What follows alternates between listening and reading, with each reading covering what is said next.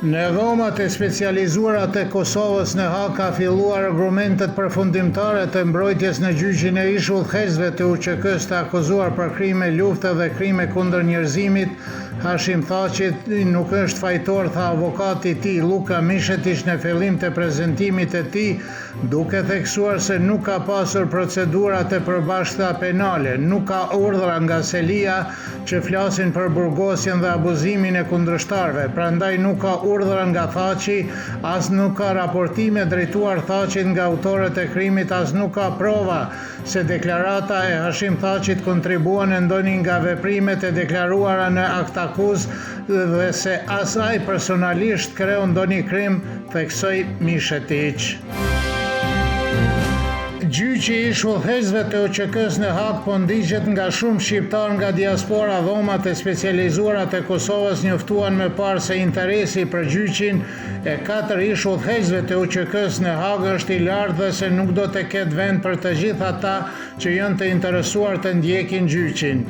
Kryeprokurorja Kimberly West kërkoi një dënim me burg prej 45 vjetësh për secilin nga 4 anëtarët e UÇK-s që arrin në një total prej 180 vjetësh burg. Gjatë prezantimit të dieshëm, prokurorja deklaroi se ish presidenti Hashim Thaçi e mashtroi disa herë bashkësinë ndërkombëtare.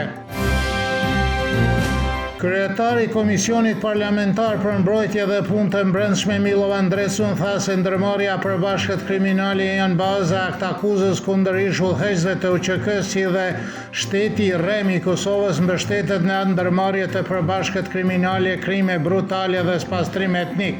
Ndresun tha për Tanjugun se të gjitha partitë shqiptare reaguan shumë negativisht ndaj fjalëve përmbyllëse të prokurorit, të zyres së prokurorit të specializuar në Hag, sepse kanë frikë të përballen me të vërtetën për ngjarjet e viteve 1998-99. Në seancën e jashtëzakonshme të Kuvendit Komunal të Mitrovicës së Veriut, Ivan Zaporozhac u zgjodh kryetari i Kuvendit duke pasuar Nemanja Bishevas atë propozicion.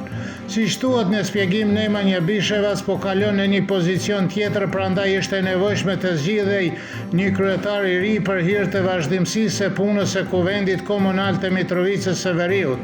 Në një votim të fshehtë, Zaporozhac u zgjodh me 10 vota, ndërsa Marko Jakšić mori vetëm 1 votë.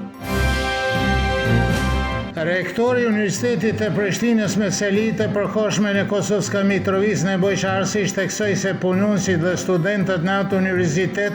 i cili është një nga shtyllat e shoqërisë serbe në Kosovë, janë të shqetësuar për zbatimin dhe paralajmërimin e ligjit për të huajt, sepse një numër i madh i tyre nuk kanë dokumente të Kosovës dhe se zbatimi i atij ligji do të ishte një problem i madh për të gjithë komunitetin serb. Docenti i Fakultetit Juridik të Universitetit të Prishtinës me seli në Kosovska Mitrovicë, Dushko Qellić, theksoi se zbatimi i ligjit për serbët e huaj që nuk posedojnë dokumente të Kosovës do të pengojë shfrytëzimin e të drejtave themelore dhe se ende ka vend për t'i treguar bashkisë ndërkombëtare pasojat fatale të këtyre, siç theksonai rregulloreve të paligjshme. Aleksandr Shluka, bashkëpunëtori i organizatës jo qeveritare Nisma e Re Sociale,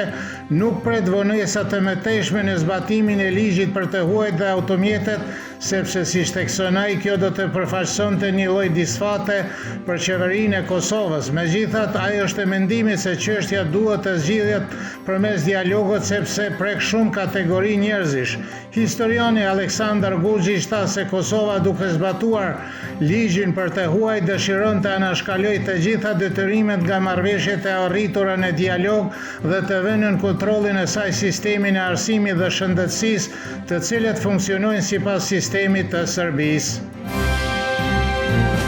Në Kuvendin e Kosovës sot po mbahet seanca konstituive e mbledhjes së 10, e cila u thirr nga presidentja e Kosovës Vjosa Osmani, pasi Komisioni Qendror i Zgjedhjeve shpalli këtë javë rezultatet përfundimtare të zgjedhjeve të jashtëzakonshme parlamentare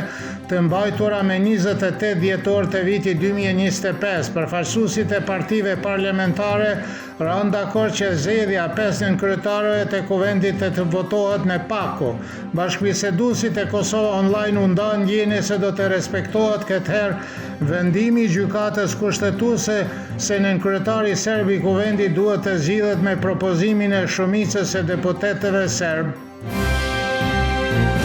Moti nesër shumë i ngrohtë për kohë të vitit me shumë diell, vranësira gjatë mbrëmjes dhe natës, shi në jug-perëndim, do të fryerë fort jug-lindore në jug të Banatit. Temperatura mëngjesit është nga 0 deri në 8, kurse ajo maksimale ditore nga 12 deri në 18 gradë Celsius.